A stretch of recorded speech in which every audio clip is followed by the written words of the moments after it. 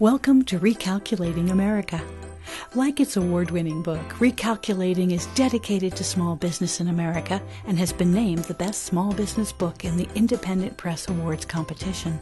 Each Recalculating program is dedicated to helping small business leaders add profits through efficient growth. During every Recalculating program, experts will give listeners useful information about starting or growing their small business. Your hosts are Don Mazzella and Dan Perkins. Don Mazzella is the editor-in-chief of the Small Business Digest. Dan Perkins is a registered investment advisor with 43 years' experience in managing money. He specializes in helping small business owners make their money work as hard as they do. Dan Perkins here, your co-host, along with Don Mazzella of Recalculating for Small Business. Our radio program is dedicated to you, helping the small business owners increase their profits.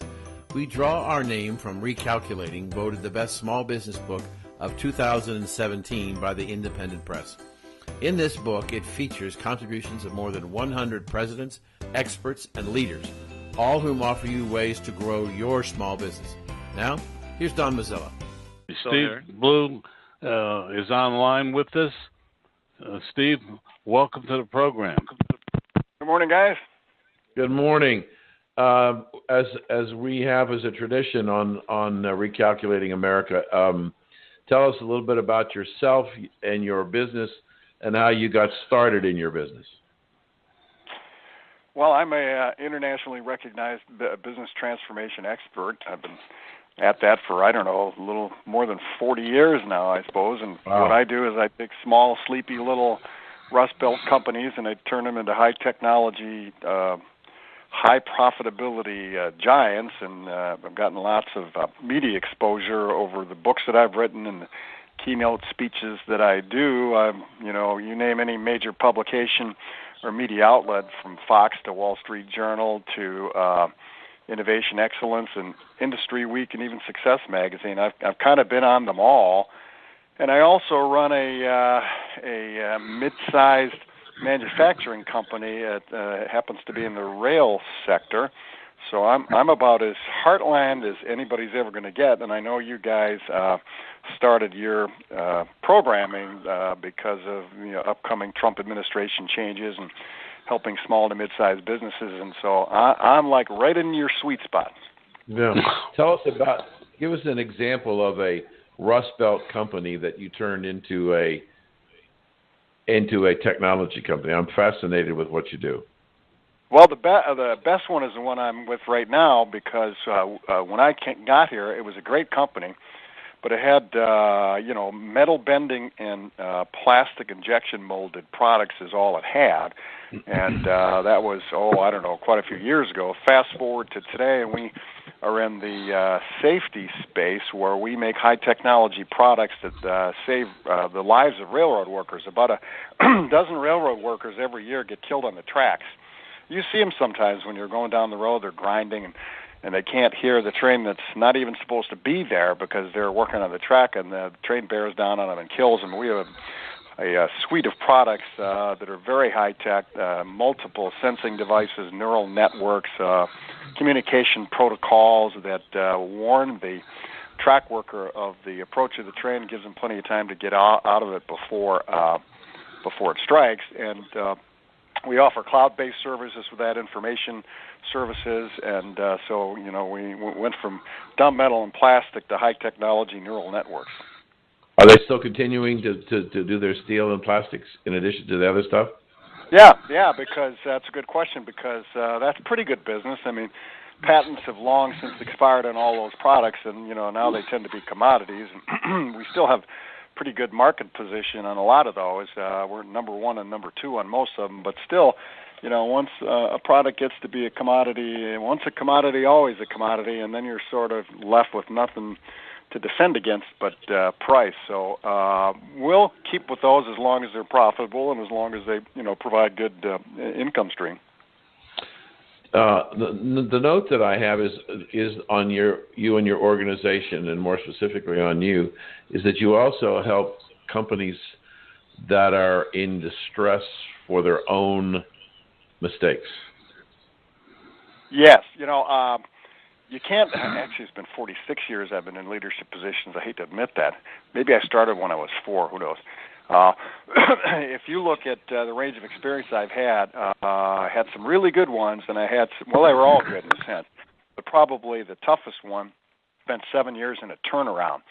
And I learned a whole lot about what's really important to a business. And as an example, cash is king is one of the principles that you learn in a turnaround. You're not looking at strategic planning because you're worried about how to keep the lights on today. Mm-hmm. And as a result of that, as a result of that experience, I learned what can be wrong in every department, every division, and every function in the company, and how to fix it. And so, when a company is in need of a turnaround or is in big trouble, I know give me a week and I know exactly where to look, and I know exactly what it is, because they don't have a problem that I haven't seen yet, and they don't have a problem that I haven't already solved at least once.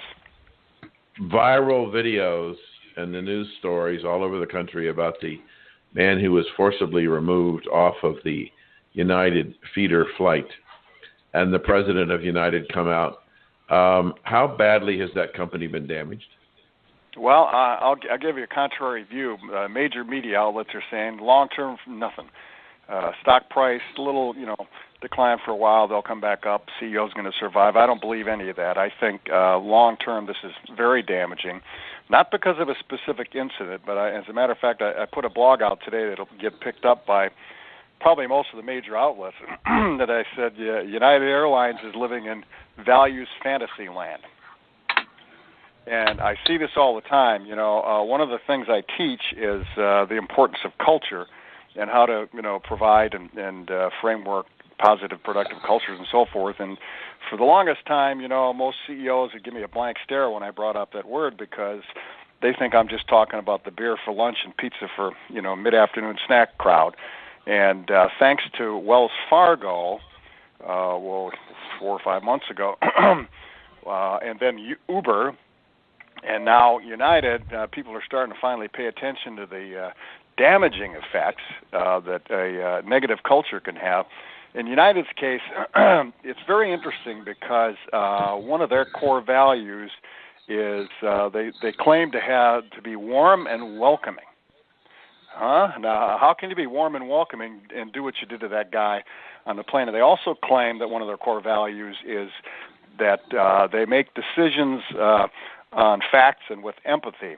Okay, well, that's horse-pucky. Let's face it. And then as soon as the incident happened, Oscar Munoz went right out and started defending his employees. And do you know why he did that? He did it because he drinks the Kool-Aid, and he believes this is what I call bumper sticker values, because they look good on a boardroom wall. He believes that the culture in United is warm and welcoming, and anybody who's ever been on an airplane knows most airline cultures aren't anything but warm and welcoming.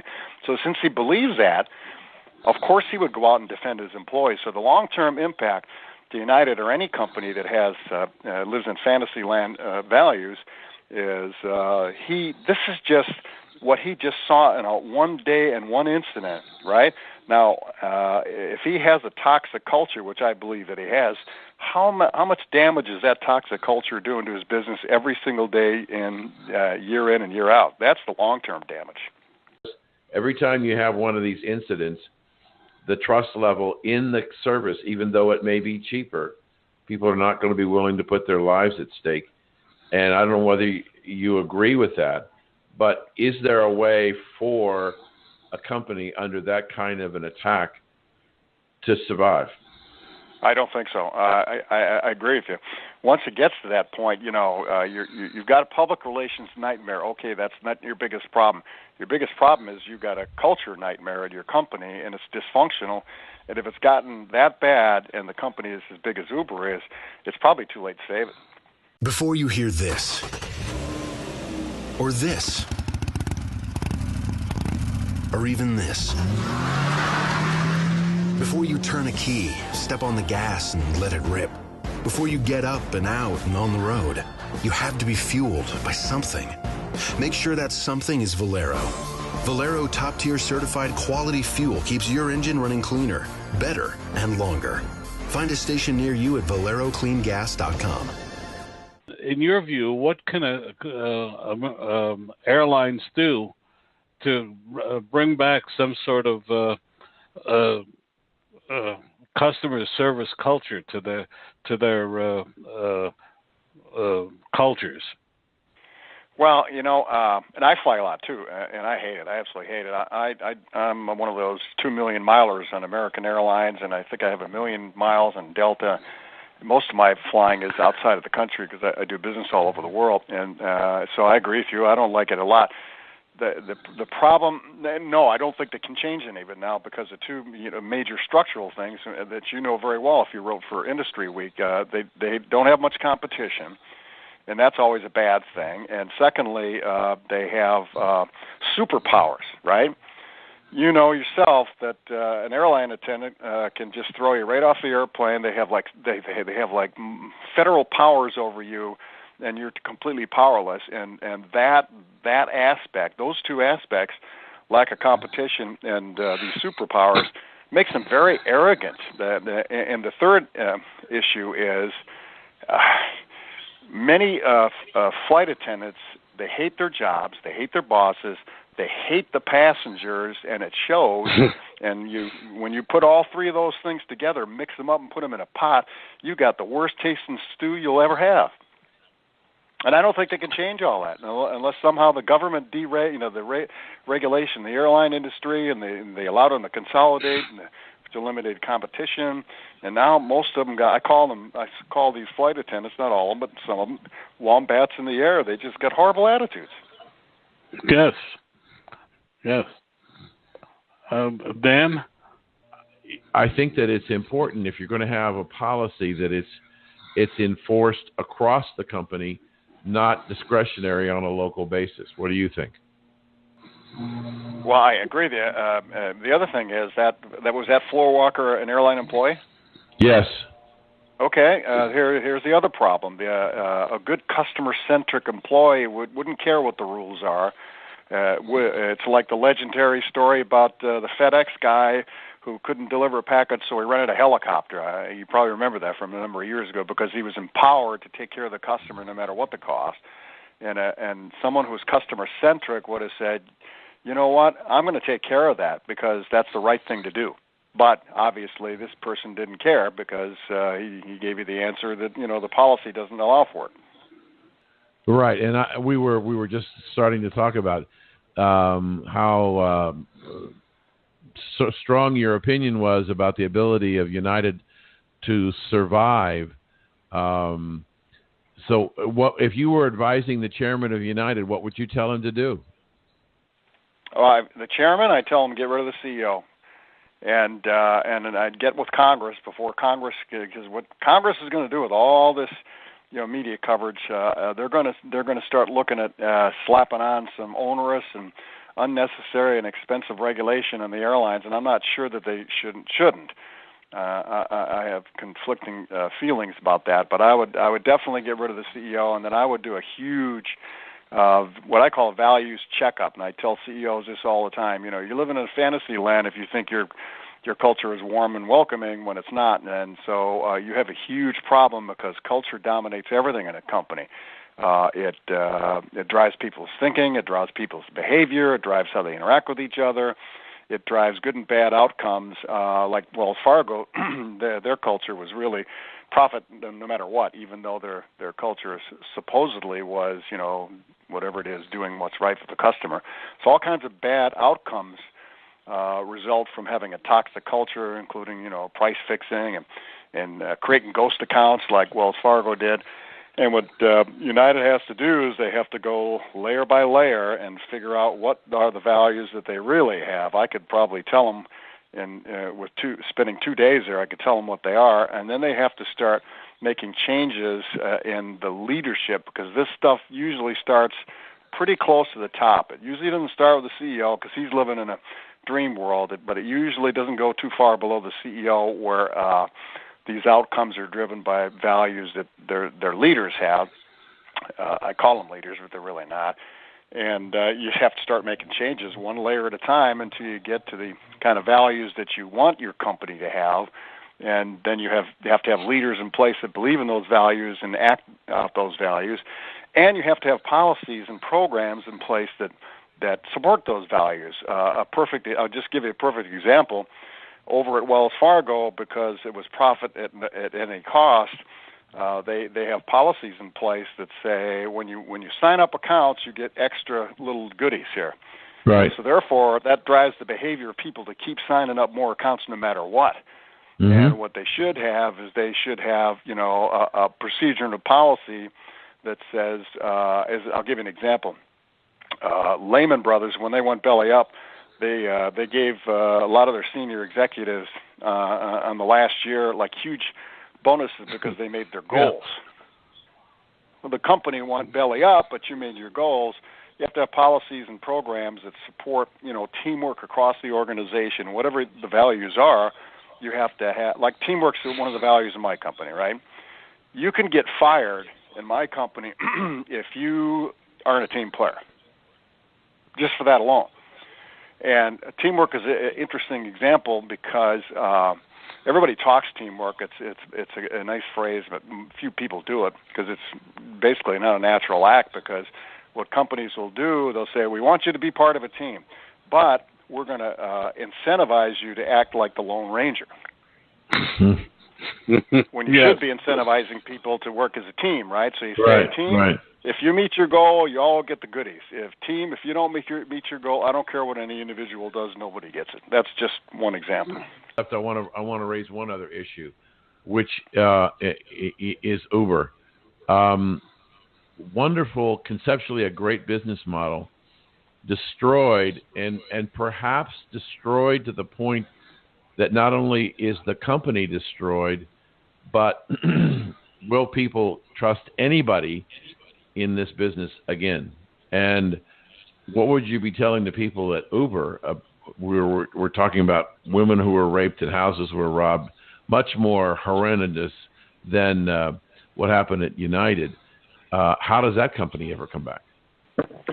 Well, they have two big issues, and I've taken quite a few Ubers in the last couple of years, and I always ask them, because this is what I do, right? This is I evaluate and I assess and I fix things. Excuse me. So I ask them, how's it going? No.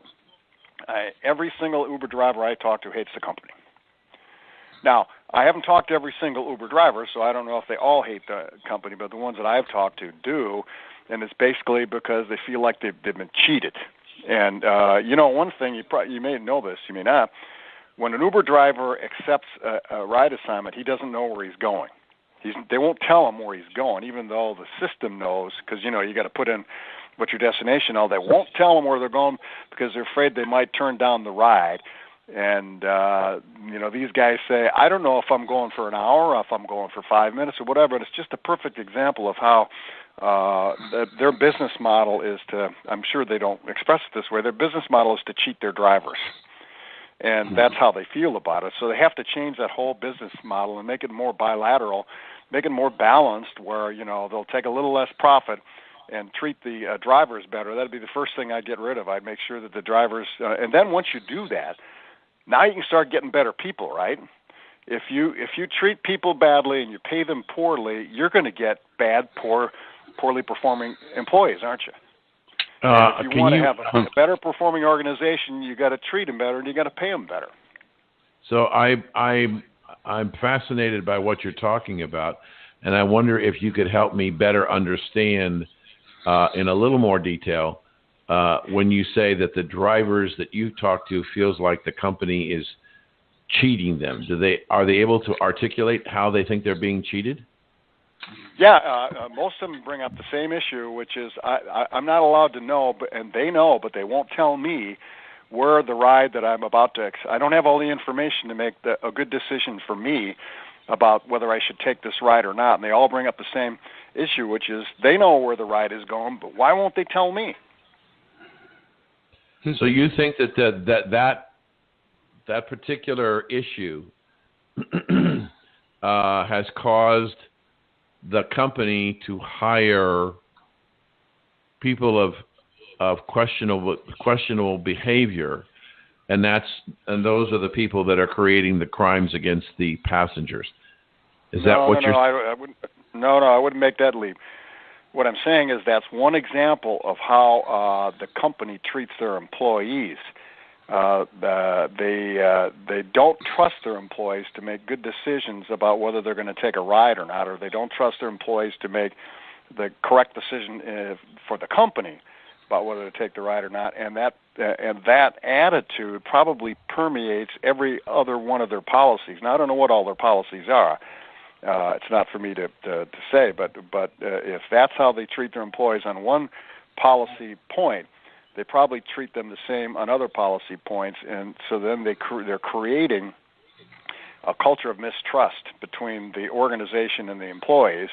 And who's going to join an organization where you're not trusted by the people that you work with? Is that going to attract the best and the brightest? I don't think so. And so they have to change that culture of mistrust. And there's probably some other things, too, to attract better people. Now, I'm not saying that the people that their current policies bring the people who rape and steal and all. I'm just saying that they can't get really top quality people with an attitude like that toward their employees. My concern is that given what the drivers have done to their passengers, is it basically destroyed this business model for anybody who wants to get into it? I don't think so.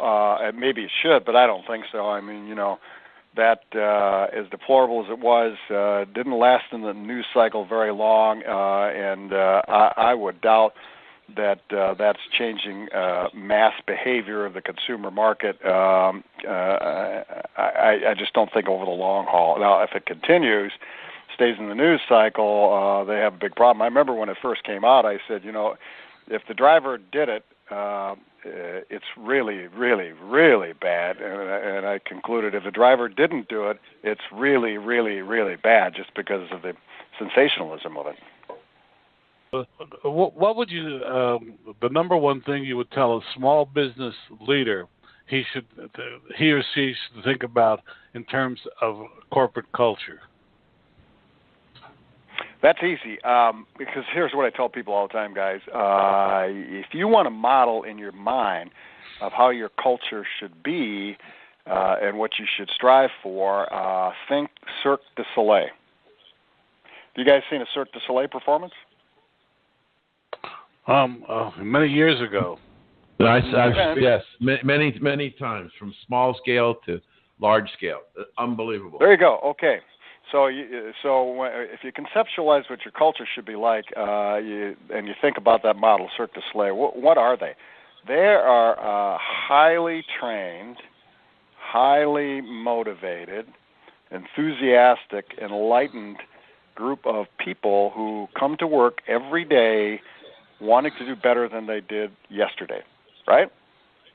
Those guys don't come to work and they don't go, I don't feel like catching you today, or I'm not going to really go far out on my performance to make things really spectacular. I'm just going to have like an average day. They don't do that.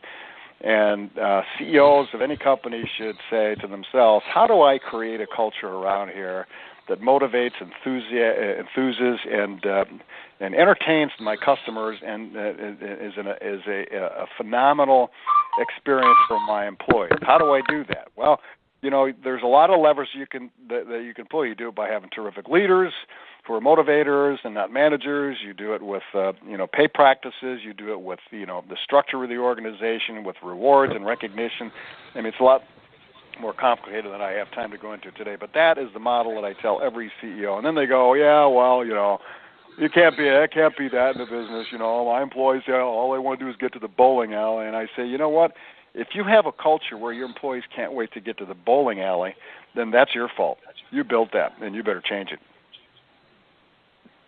What do you think are some of the issues that are percolating out there that concern you in American culture today? Well, you have to be concerned about, I don't like to get into politics much, but you have to be concerned about the whole narrative and divisiveness in the country today. That's very concerning to me. One of the things that I'm concerned with, and people my age, CEOs that are a little bit on the older side, let's put it that way, they obsess over the so-called millennials. And I don't understand those millennials. They don't like to, they just soon be off and on. They just soon be, vacationing. They're working, all that kind of stuff.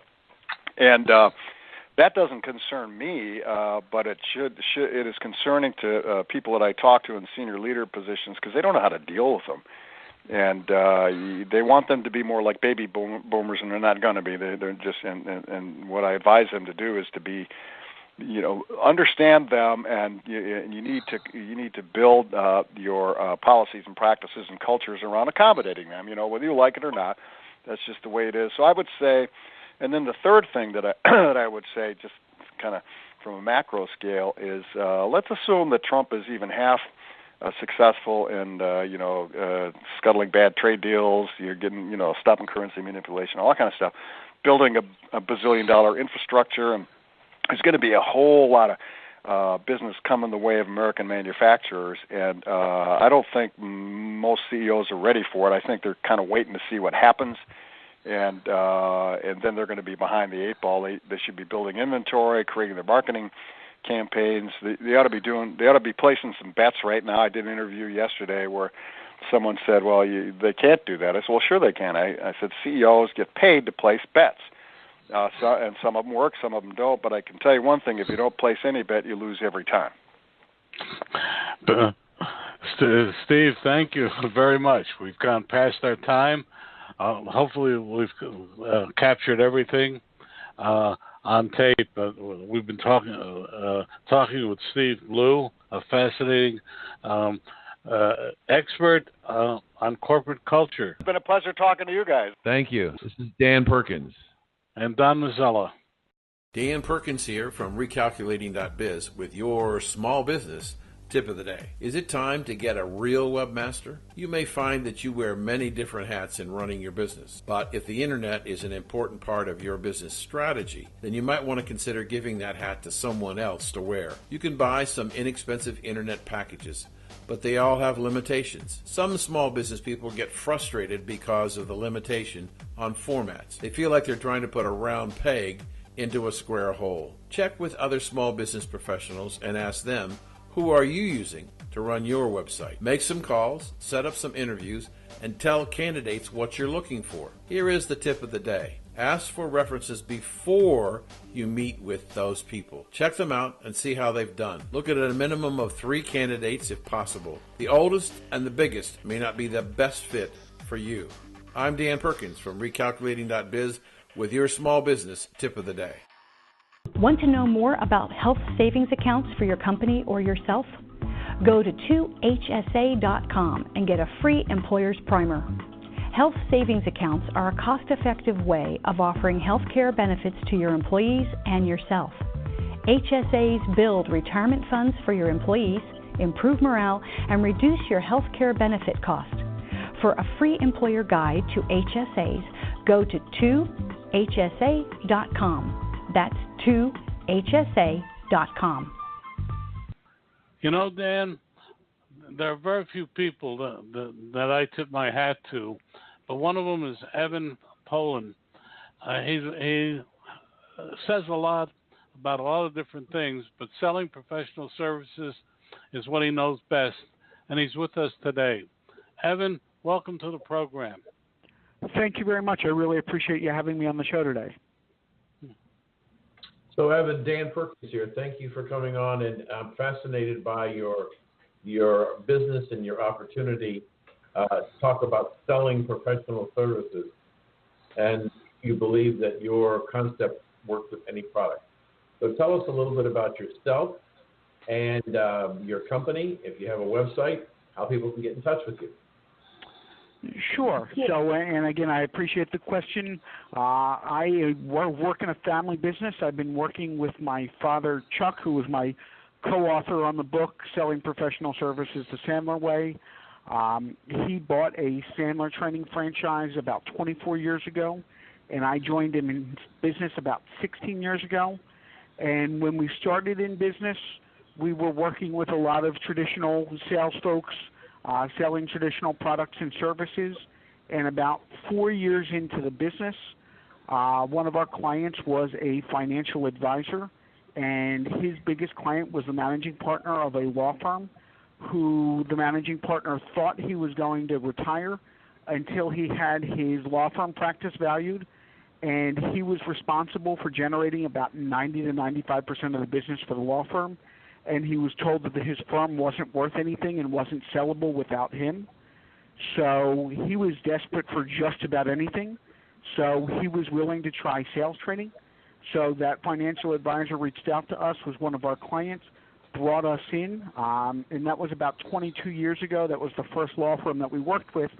And what we helped their folks with is showing them that there can be a process and a system around business development, helping them to see why business development should be important for them.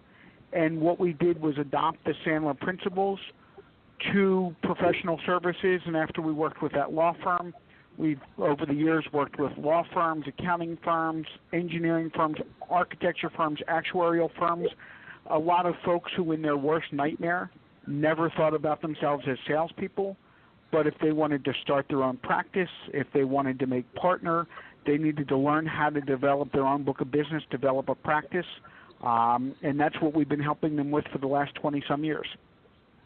So let me ask you a personal question, if I might. Sure, I'm not sure how personal you want to get, but I'll try. I want to ask what it's like having father and son work together, especially if father founded the business. How was your relationship with your dad changed, or has it? So my relationship with my dad, and I am very fortunate because we've worked with a lot of family businesses where generations didn't get along and family members didn't get along. It has been an absolutely wonderful relationship. It's been a wonderful experience. Ours is a true family business where my mother works in the business as well.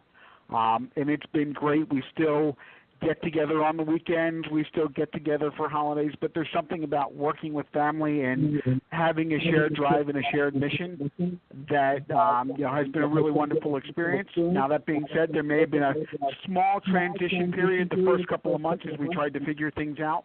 But once we got by that, it's been an absolutely wonderful experience. So are you looking now at the opposite side of opening, and that is is your dad interested or your mom interested in and extricate themselves from the business and think about retirement, or are they going to work forever? So my father in his late 60s is down to about a 60-hour week at this point. Down to a 60-hour week. So he's normally in the office by about 6:15, 6:30 in the morning. So I don't see him slowing down anytime soon. Okay. The one thing that has been really great is because a lot of what we do with our clients is coaching, a lot of individualization, we find that some folks gravitate towards him because of the gray hair and because of the experience. Some of the younger folks gravitate more towards working with me. So we're really able to work with kind of all ends of the population within an organization. And for the more senior folks, have someone who they're more comfortable with. And the folks who, I guess to put it politely, aren't quite as senior, for them to have somebody who they feel like they can relate to a little bit more. And he and I have a great relationship where we're able to share what's going on with our clients so that we can bring different insights to our engagement as we're helping our clients try to grow their businesses. Let me ask you a question, then I'll turn it over to Don. Are you finding that have you put in a succession plan? A lot of small businesses, especially family-owned businesses, as you said, sometimes certain family members are not interested in. And I'll just let you know, Evan, I'm here in Southwest Florida, and we're doing this live. So there's a thunderstorm passing by. So if you hear rumbles, that's what it is. It's not my stomach; it's thunderstorms. So anyway, okay. What about succession planning within your own business? Fortunately, we've been pretty good about eating our own dog food. So we have sat down and we have put a succession plan in place. We're also in a situation where I have a sibling who's very entrepreneurial, but not involved in the business. And we've been able to help each other. But fortunately for us, everyone in the family is on the same page in terms of how things are proceeding, which just makes things a lot easier and takes one distraction away from growing our business. Sure. Ron? Well, Evan, I'd like to go and talk now about your process. You have some interesting things to say about the process of selling professional services. So you have some basics. So tell us some of your thoughts. Sure. And I think the first premise that we start with is that not everybody is cut out to be a rainmaker, and not everybody is cut out to be involved in business development. So when we first start working with a client, when we first start working with a firm, the first thing that we like to do is get a sense from the management team who has any interest in business development.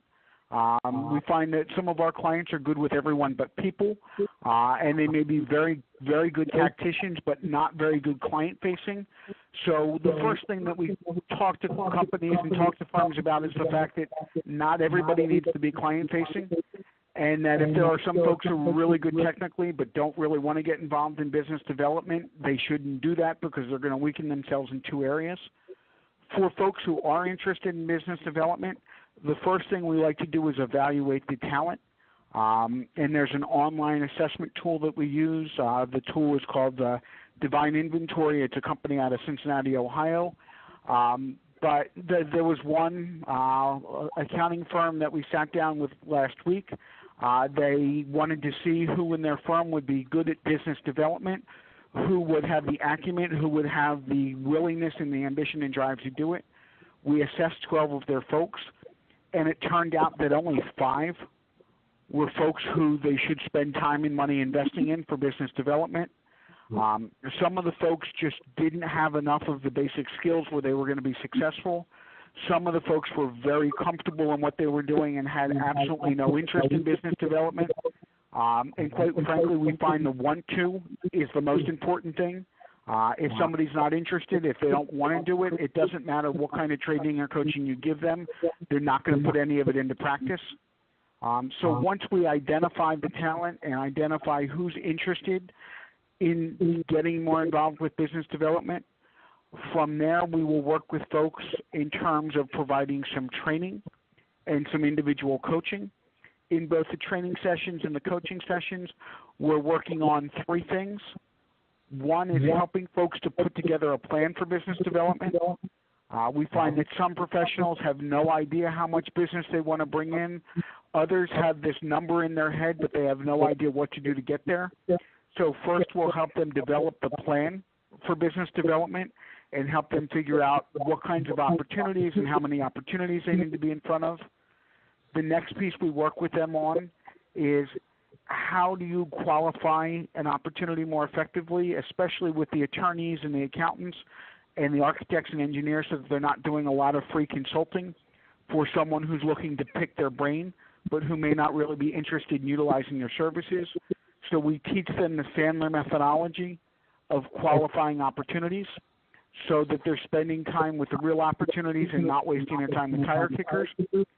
And the last thing, which is most important for the professionals that we work with, is we really work with them on their mindset and how they can move out of their current comfort zone so that they can start doing new things, so that they can build off of their mindset, so that they can get the results that they're looking for.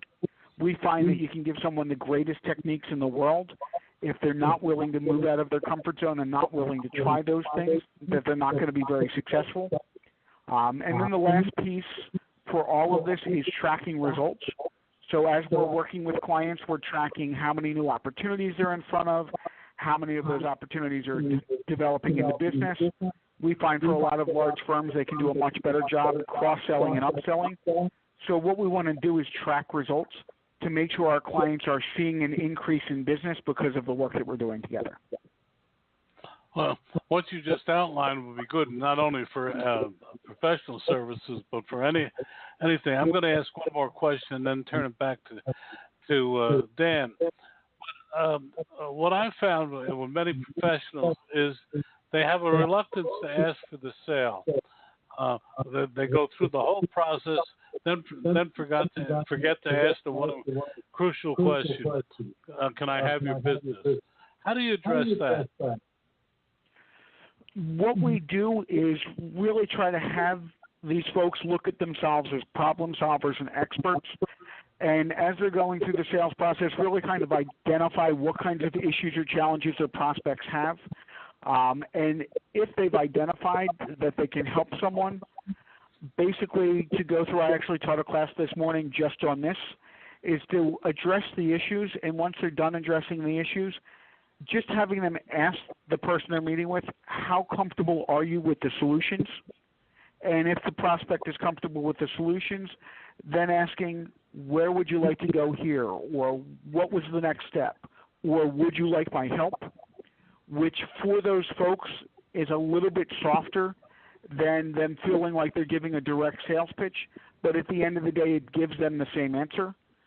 So rather than, again, doing a hard sale or a hard close, which these guys won't do, and it may not be appropriate, it's, do you think we can help you with the problems? Do you want my help? And how would you like to get started? Which leads to that client engagement. Dan? Sure, thank you. Evan, we would like to let people know how to get in touch with you. So do you have a website? And give us the title of your book again so people can read it. The title of the book is Selling Professional Services the Sandler Way, or Nobody Ever Told Me I'd Have to Sell. And you can get the book on Amazon, and there's also a Kindle version of the book. And you can find me at www.training, TRAINING, resource, RESOURCE, group, GROUP, .sandler, SANDLER.com. So that's www.trainingresourcegroup.sandler.com. Is Sandler a specific style or approach, or what does it mean? Sandler is the methodology that we use, and Sandler is the largest sales and sales management training organization in the world. And Sandler has been around since the 1950s. Was started in Baltimore. And right now there are over 200 franchises in North America, and Sandler franchises are in about 16 countries around the world. And the Sandler methodology is very much a methodology of a consultative approach to sales and business development that focuses both on prospecting as well as really a good system for qualifying an opportunity and also helping folks with their mindset when it comes to sales. And we've really adopted the Sandler methodology specifically for those professional service firms to soften it up a little bit for those folks. For a lot of traditional salespeople, they may have 40 hours a week where they can prospect. Most of the professional service folks have 3 to 5 hours a week for sales and business development because they're spending the rest of their time servicing their client. So we've modified that in the Sandler approach over the years, specifically for those professional service firms. So when you look at your business, and Don pointed out in his last question, do you have people, you need to teach people how to ask for the order. And I did a lot of work on Wall Street training brokers and security salespeople, and asking for the order was difficult. What was even more difficult for them to do is that if they were successful in getting an order from a customer, the next step in the process, can you give me 4 names of people who might be interested in what we've just done? And that's really, really tough to do. But it's been my experience, a referral from an existing customer generally works out to be a bigger customer than what they are. So they tend to help you grow your business. What are some of the challenges? We've got about 2 minutes before we have to take a commercial break. But what are some of the challenges that you have run in over the last 15 years that have been, let's say, somewhat difficult for you to address? So I think that one specific point is a good one. A lot of professionals we find have what I like to affectionately call head trash. It's a belief they have in their head that isn't really true, that keeps them from doing things that might make them more successful. So a lot of times the head trash that professionals will have when it comes to asking for referrals is, I should be thankful for their business. I don't want to put them on the spot by asking for more business, or they think that I should only be doing their work and they won't want me working on other people's things, or I don't want to seem desperate for the business. They should know that I do good work and they should just automatically refer me. And before we teach techniques about how to more effectively ask for referrals, because the close rate on a referral is 50% versus, on a cool lead, it could be 8 to 10%. So the first thing that we really have to address with them is getting them out of that mindset that they're desperate or that somebody's going to look at them funny or they're going to come across as weak in terms of asking for referrals. And once we get them over that hurdle, then we can teach them a professional approach to asking for referrals. But until they get over that mental block, they just won't do it. Well, we got a break for Evan, we have to stop here a moment for a break from one of our advertisers. Then we'll be right back with Evan Polin on selling professional services. At Valero, we believe life gets lived between every fill-up. So whether you go down the road on 2 wheels or 4, whether your Wednesday night is spent racing to the grocery store or down a track, and whether you're dropping off the mail, the pizza, the kids, or all of the above, we're here to make sure you're never running on empty. Valero top-tier certified quality fuel keeps your engine running cleaner, better, and longer. Find a station near you at ValeroCleanGas.com. Dan Perkins here for Recalculating for Small Business with your tip of the day. Should you belong to a local marketing network? One area of potential business is other small business owners through marketing networks. These groups usually meet once or twice a month for lunch and discussions. Sometimes the group will invite a guest speaker to talk about how they are building their brand. People in different businesses generally go and make up these groups. If you have a computer problem, perhaps one of the members of your group can fix your problem, or at least tell you about somebody they've used to fix their problems. Sometimes members of your group can use your product or services. So here's your Recalculating for Small Business tip of the day. Reach out and ask your fellow business friends if they belong to a marketing group. And if they do, tell them you'd like to go. Shop around and find a group or two that you like. You'll make new friends and maybe find new customers.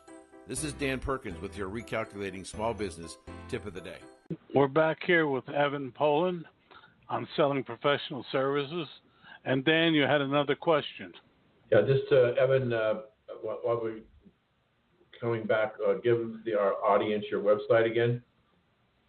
Sure. My website is www.trainingresourcegroup.sandler.com, and the book is Selling Professional Services the Sandler Way, or Nobody Ever Told Me I'd Have to Sell, which you can find on Amazon and is available both Amazon and Kindle version.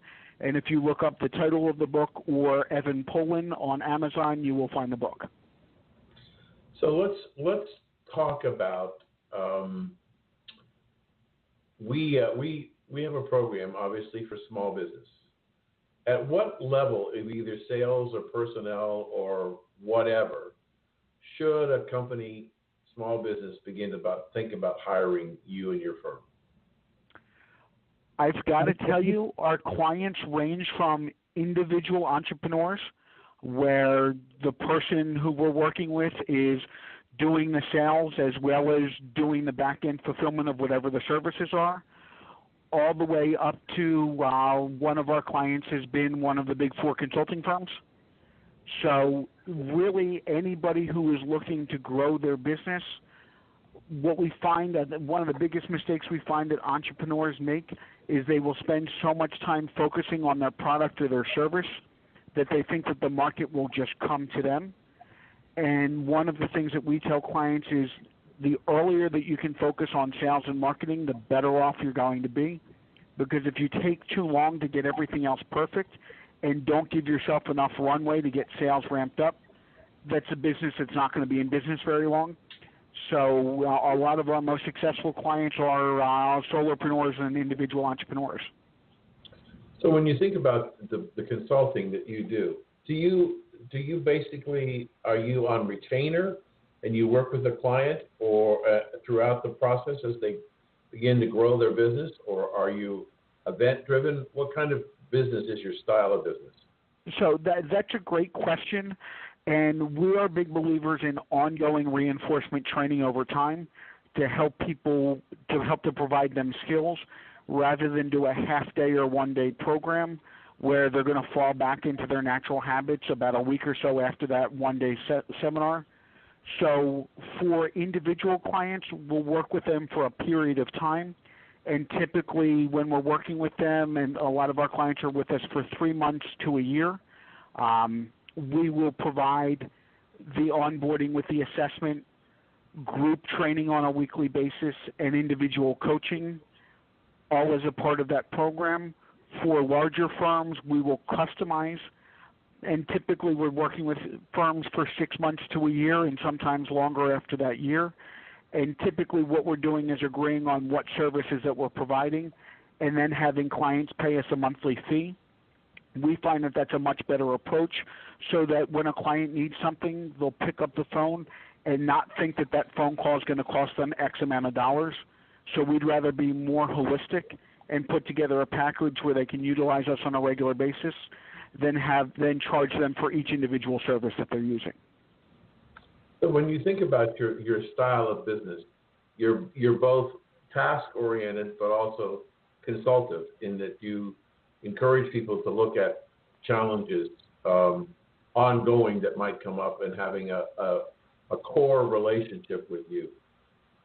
Is that a fair assessment? That's absolutely a fair assessment, and for a lot of our clients, we will do the tactical, but we will also sometimes help them with the strategic of how do we get more out of our employees, when do we hire, how do we not make the same mistakes we made the last time that we hired. The nice thing is, although we're doing both the strategic and the tactical, because what we're doing is tied to bottom line revenue, folks are able to very easily track and measure whether or not the work that we're providing for them is leading to more revenue for them at the end of the day. And we strongly encourage them to track from day one what the results are, because we know that when our clients are tracking those results, we're going to be there much longer because they'll see the return on investment they're getting.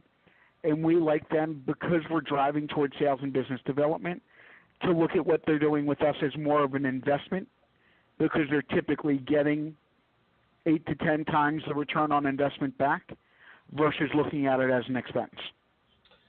In my career on Wall Street, I've developed product and taught sales forces, both captive and then big distribution sales forces, how to sell a particular product. And one of the things that I've always told brokers or salespeople as I travel around the country is that it takes 7 times, generally 7 visits or contacts to complete a sale. And there are people who say, wait a minute, that can't be. But then they start thinking about how much time and effort and energy they put in establishing the relationship with that client, and they find themselves, wait a minute, you're right. So do you help them establish a discipline of how they approach an ongoing contacts to build a relationship? Yes, we help them with a very disciplined approach. And the one thing people tell us they really like about what we do that may be a little bit different than others out there is we will spend just as much time with them on how do you get in front of the opportunity as we do what to do once you're in front of the opportunity. A sales system doesn't work if you're not in front of prospects to utilize the system with. So we spend a lot of time on that, on helping them put those processes in place and then tracking them. And then we'll also work with clients because, again, in many phases of sales, it takes multiple touches to close the sale. One of the things that we'll work on with clients is how to get clear next steps at the end of every interaction so that they can be more systematic about their follow-up and they can follow up when their client wants to hear from them, not just randomly putting people on blast and following up with them that messages that may not be appropriate at times that may not be appropriate. Yeah. We got about 2 minutes. Give it to Don. Oh, I have several questions, Evan. I have a friend who does expert witness work. He's been doing it for over 30 years. And as you may or may not be aware, but business, that industry is rapidly declining for a variety of reasons. What do you say to someone like that who's in an industry like that? How do you get them to pump up their marketing? So that's a great question. There's two things I would have them do in tandem. One is to really kind of circle the wagons and go back and look at who their contacts are and make sure that they're reaching out to their contacts on a regular basis to stay in front of opportunities, to find out what's going on in the industry so that they can get the business that's there. At the same time, we would ask them to take a really good look at the marketplace and try to help them figure out how they might be able to pivot what they're doing, their services they're providing, to figure out how that can be useful over the next 12 to 24 to 36 months so that they can start to put together a plan based on where the market's going rather than just clinging onto the edge of a cliff, hoping that they can hang on long enough. Well, one more quick question. People recommend, well, you wrote a book. People recommend writing books now. What do you say to your clients when they say, should I write a book about my expertise? My response to them is, what is the purpose of the book? And once the book is written, what are you going to do with it?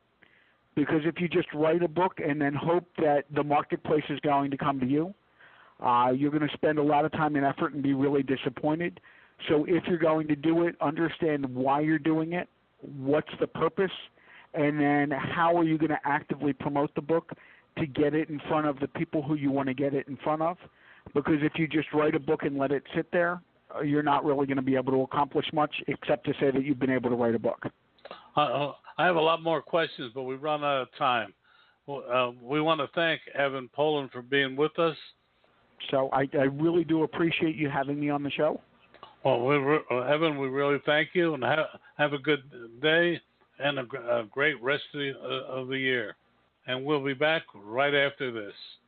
Dan Perkins here for Songs and Stories for Soldiers with your Veterans Tip of the Day.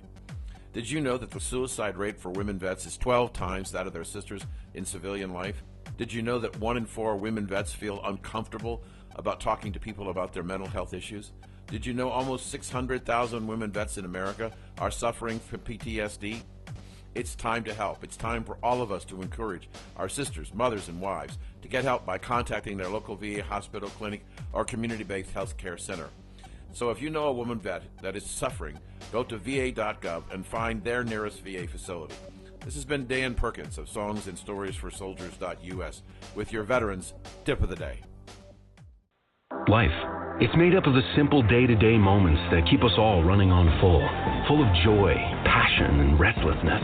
It's singing full on to your car radio with the windows wide open. It's a whole bunch of early morning rush hours and a few late night runs for Rocky Road. It's full of pit stops and drive-thrus. It's life, and we live it between fill-ups at Valero. Valero top-tier certified quality fuel keeps your engine running cleaner, better, and longer. Find a station near you at ValeroCleanGas.com. We're back, Dan, and normally I'd ask you a question about our guests, but first I want to mention something. You know, people talk about the advantages and disadvantages of small business, but unfortunately my sister-in-law, my wife's sister, died over the weekend after a long bout with cancer, and what impressed me, amongst other things, was how her company, a catalog maker in Minneapolis, kept her on the payroll and allowed her to work whenever she could through this period. And there are not many big companies that would do that. And maybe that's one of the advantages of a small business. But I couldn't let her passing go by without mentioning that. We're getting back down to the end of the program. What do you say we call it a day today, and say goodbye to the audience. Thank you for joining us on Recalculating. We hope the information you received on today's episode was helpful to you in starting and growing your business. Please go to our website, recalculating.biz, to contact us, to listen to past shows, and see special offers. Until next time, remember, if you grow, we grow. Join us next week for more helpful ideas to make your business a great success. Recalculating, a program designed to help you be successful.